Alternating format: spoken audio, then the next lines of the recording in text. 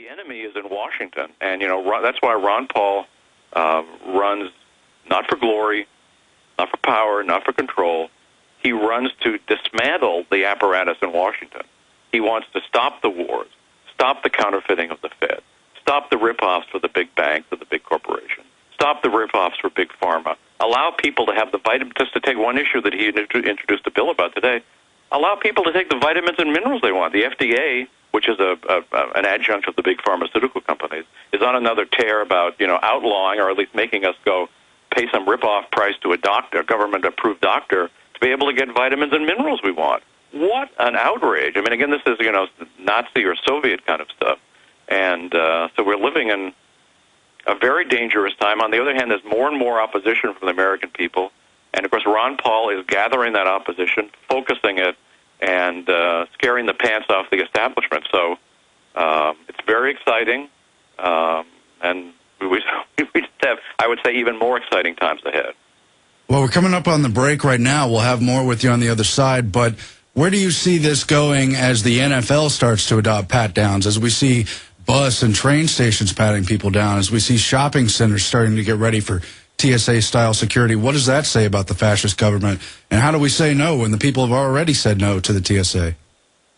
Well, it's very ominous. And, of course, if the whole terrorist threat were what they say it was, long ago somebody would have blown up a mall or a ticket counter at an airport or whatever. Whether there's none of this is all designed to make us, the cattle, the cash cows, subservient to them. So I hope, thank goodness we can buy online. We don't maybe have to go to the mall, but it's a horrendous thing for already American retailing is in trouble economically. This is a depression. So they're going to make it more difficult for customers to go shop. Thanks a bunch. Yeah, of course, it'll kill business.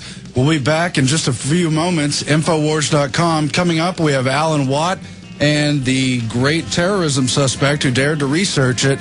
Special report from Alex Jones and more. Stay with us. Lew Rockwell.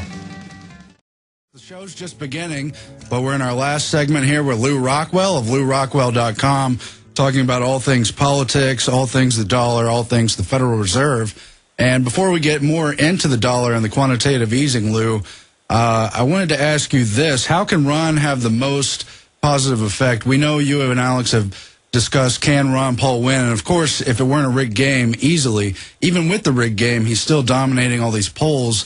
We don't know yet what's going to happen once it moves into actual elections. But he's raised the Federal Reserve issue, made a lot of headway on that, been campaigning nationally since at least 2007 on the economic issue. He's gained so much credibility. And meanwhile, we have Obama being undermined from the left, from the anti-war contingent.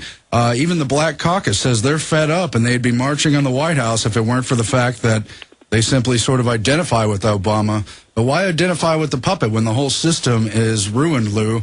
And how can Ron Paul let the world know he's got the answers and the rest are just part of the same system? I think here's the conundrum. Ron, of course, as you say, has immense believability on the economy. Not only because he's a genius, by the way, and a great economist, even though he doesn't have his degrees in medicine versus economics. He is a real economist, and he can speak with such authority and such truth. And of course, he predicted everything. So this is his strength. On the other hand, the Republican Party is a party of bloodthirsty murderers, cheerleaders. I mean, the kind of people who sat in the Roman Colosseum and cheered the gladiators slicing each other up. So I must say that's the way I think of most Republicans, and in fact, most Tea Party people. So here's the question.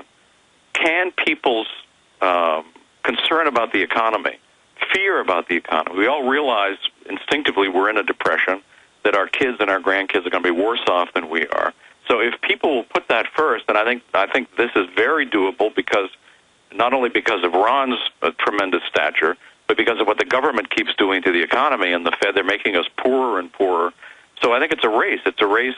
Will these people are not going to agree with Jesus Christ that blessed are the peacemakers. I don't, especially the Christian right and so forth. I don't see that happening. But will they put that at a second issue and not worry about America dominating the globe and running every country and killing people by the carload? Will they put their desire for that kind of killing all Muslims and so forth? Will they put their desire for blood below their desire to have some kind of standard of living for themselves and their family. I think that is the key. Iran is capable of doing it, but the unfortunate ally he's got in this is how the government is stamping on the economy. The more they talk about rate, we're already exactly in the situation that was true in the 1930s. Professor Robert Higgs talks about this, what was called regime uncertainty. People stopped investing. Businessmen stopped hiring because they never knew what Roosevelt was going to do. Was he going to just be like a communist and confiscate everything, or like Hitler or whatever? Nobody knew what he was going to do. And it wasn't until after the war that the economy came back with a bang, by the way, when the government was drastically cut, military spending was drastically cut. And in 1946, we had the greatest year of economic growth in American history by far, 30% economic growth in 1 year. Probably that understates it. An unbelievable explosion of prosperity. So that's what can happen. We don't have to be sentenced to poverty. We don't have to be sentenced to having our kids worrying about what's going to happen to our kids and our grandkids and great-grandkids and so forth.